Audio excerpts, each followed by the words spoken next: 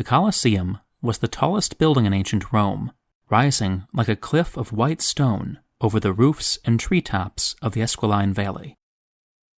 But the most impressive part of the Colosseum was out of sight, beneath the sandy arena, where a labyrinth of passages, cages, and lifts waited to release gladiators and exotic beasts into the sun.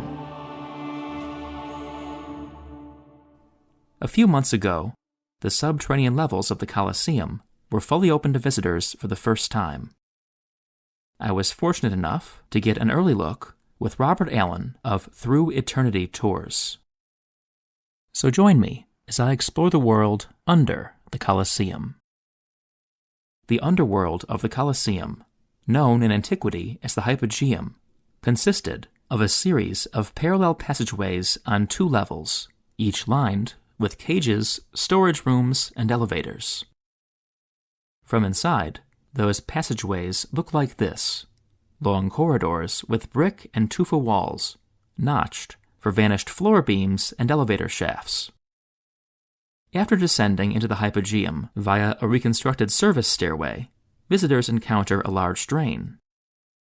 Not very exciting, you might think, but this is one of the few surviving mementos of the Colosseum's short stint as a venue for blood-soaked naval battles.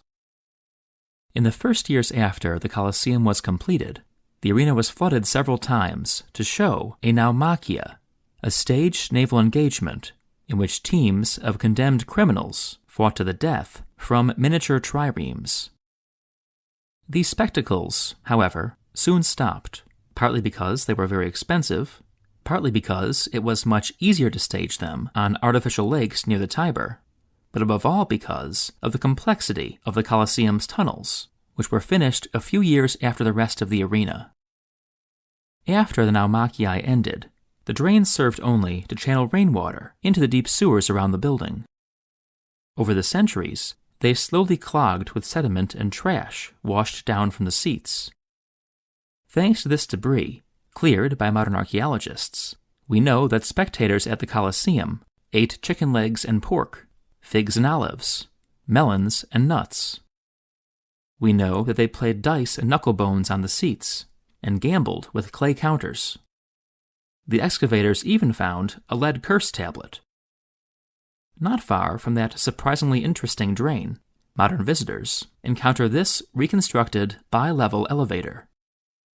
By the 3rd century, there were 88 of these among the corridors of the Hypogeum, all designed to lift gladiators, animals, or scenery up to the arena through hidden trapdoors. Each elevator was operated by teams of men turning a capstan, a sort of vertical winch most familiar for being used to hoist sails and raise the anchor on traditional sailing ships. As the capstan turned, it wound up a cable attached to a lifting platform via a system of pulleys. If the platform carried an animal cage, it stopped just below the level of the trapdoor, which swung down to make a ramp that the animal could climb to the surface. During the greatest spectacles, dozens of elevators could be in operation. Once, we are told, 100 lions materialized on the arena simultaneously. With the exception of that reconstructed elevator, most of what you see in the Hypogeum are narrow passages like this one. Almost all of these were rebuilt multiple times. Like the rest of the Colosseum, the Hypogeum was gutted by the terrible fire of 217, which sent hundreds of tons of burning debris crashing into the tunnels. Over the following centuries, the passages and chambers were patched up after earthquakes, becoming wetter and dirtier as the drain system clogged. Finally, in the late 5th century, the Hypogeum was filled with soil and debris. It remained buried until digs began in the 19th century.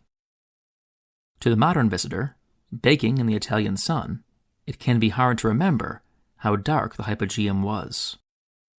The arena trapdoors were kept shut, and the only light came from oil lamps like these. This video, shot in the well-preserved amphitheater of Puteoli, near Naples, gives some idea of what the Colosseum's underworld must have been like.